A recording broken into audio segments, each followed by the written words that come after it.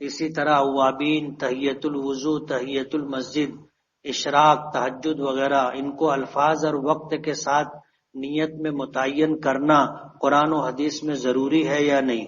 نیت ضروری ہے۔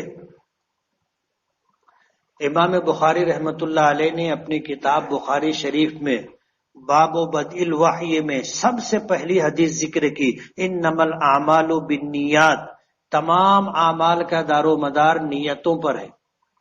وانما لکل امرئ ما نوی، اور فرمایا کہ ہر شخص کو وہی ملے گا جس کی اس نے نیت کی ہے۔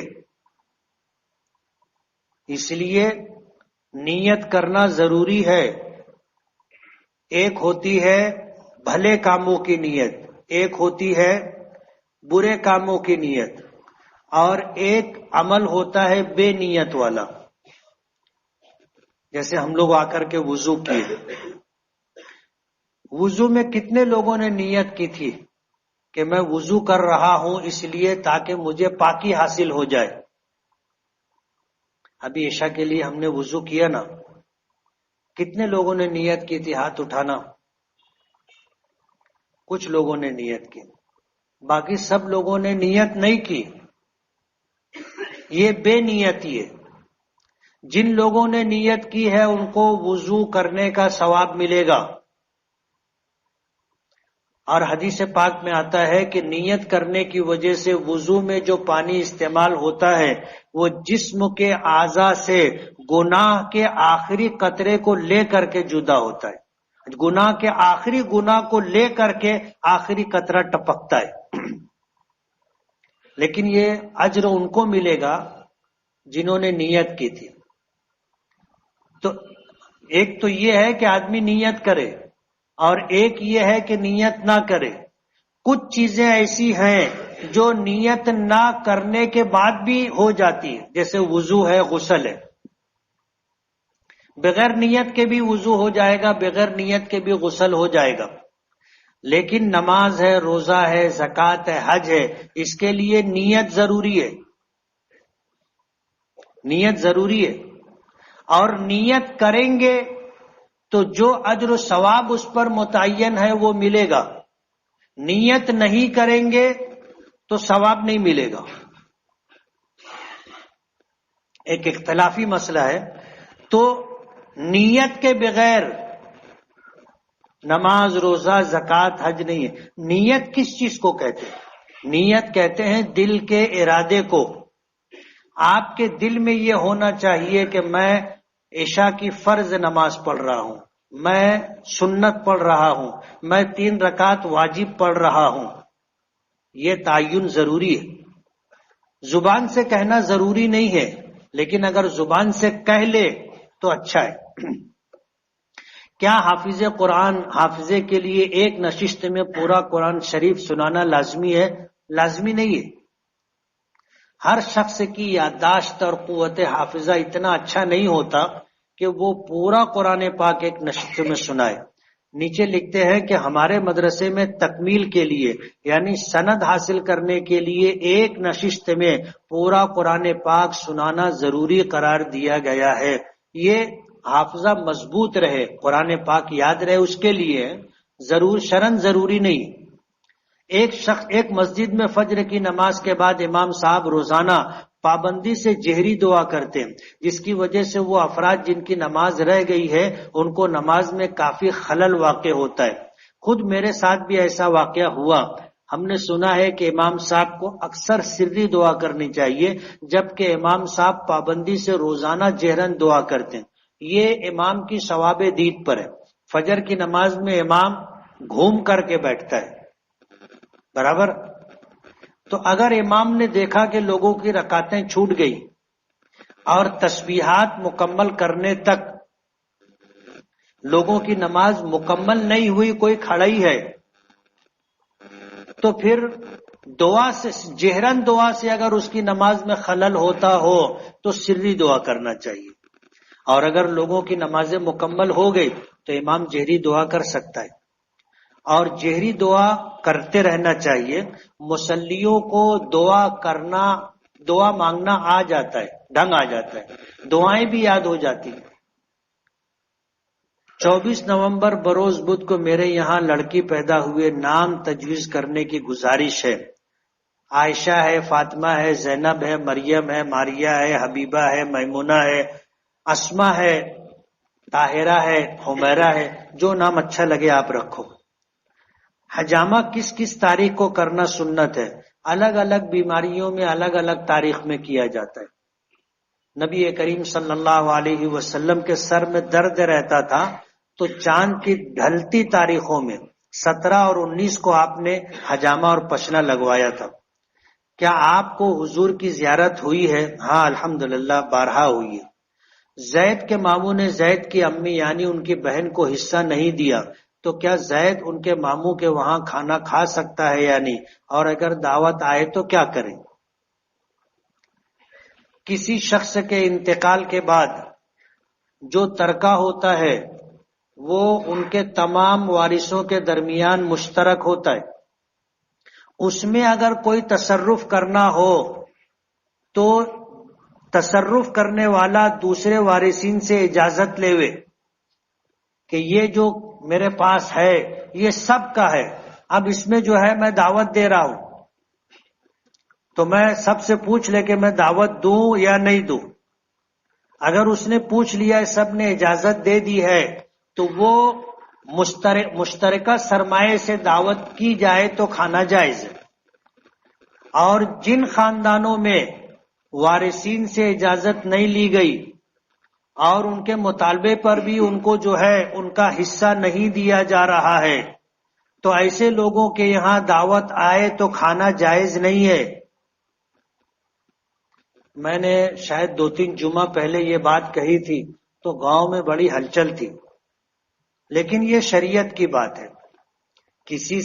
کسی کو ٹارگٹ کر کے اور کسی کو جو ہے یعنی نشانہ لگا کر کے یہ بات نہیں کہی جا رہی ہے، یہ شریعت کا حکم ہے۔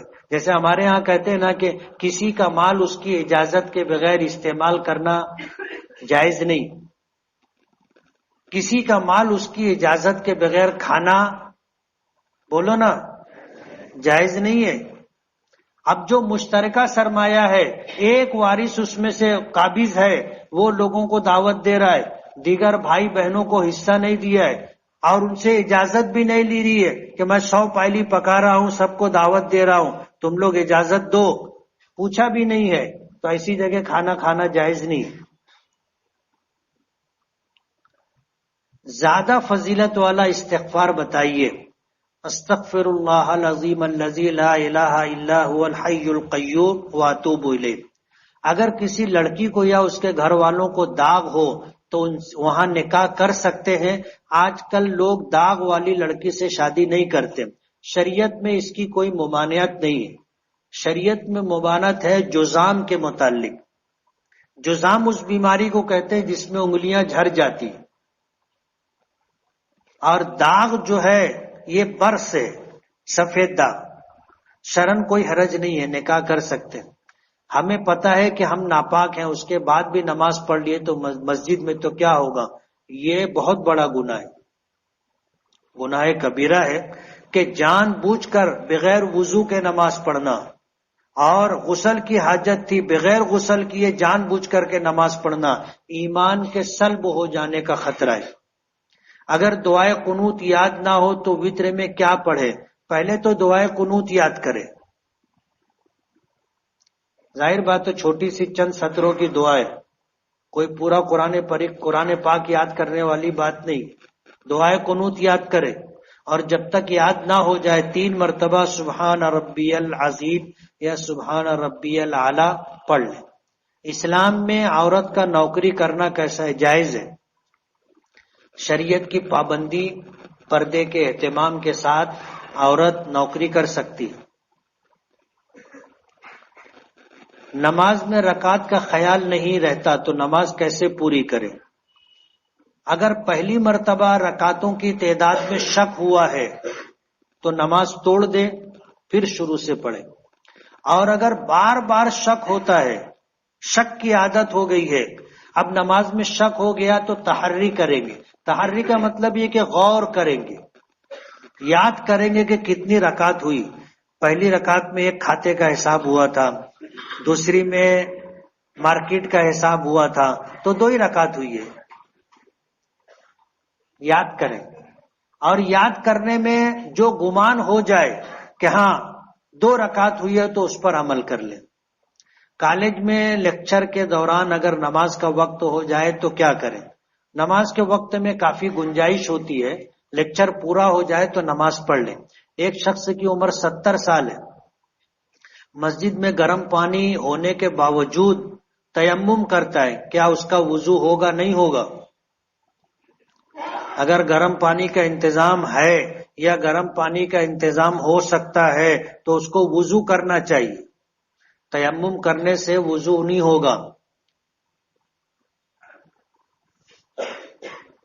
ایک خاتون کو کئی مرتبہ خواب نظر آیا کہ فلاں شخص کا انتقال ہو گیا ہے، تو اس خواب کی تعبیر کیا ہے؟ مرنے کا خواب دیکھنا 2 طرح کا ہے.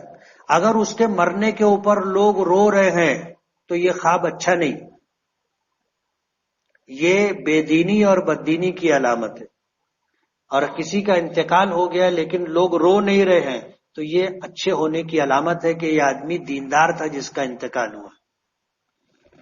وضو میں کتنا پانی استعمال کرنا چاہیے؟ کیا زیادہ پانی استعمال کرنا اس وجہ سے کہ وضو اچھی طرح ہو جائے، کوئی جگہ خشک نہ رہ جائے، کیسا ہے؟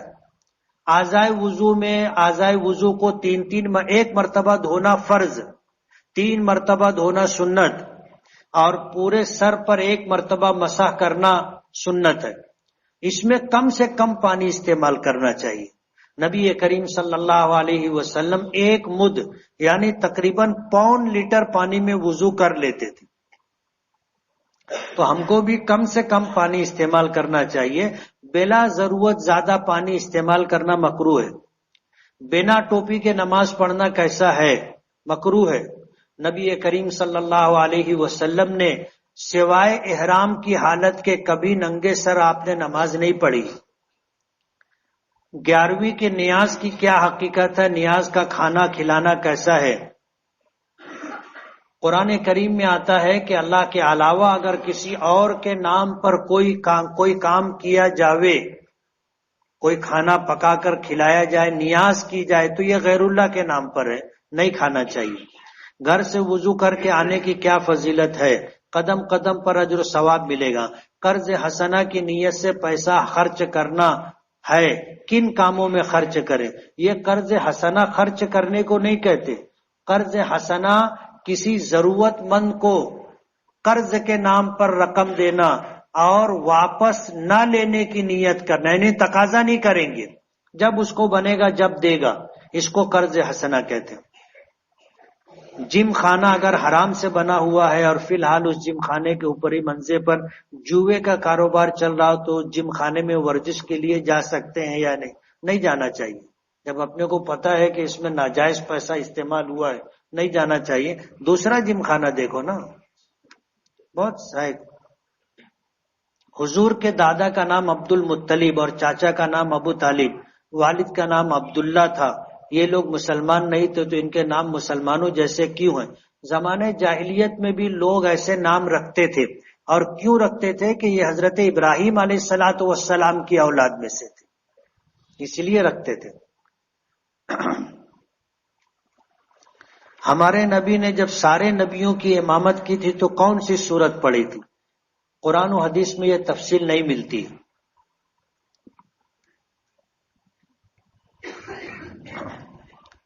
بمبئی ڈونگری علاقے سے، گوونڈی علاقے سے، جو ابو عاصم اعظمی کا علاقہ ہے، وہاں سے ایک مسجد حدیثہ کے تعاون کے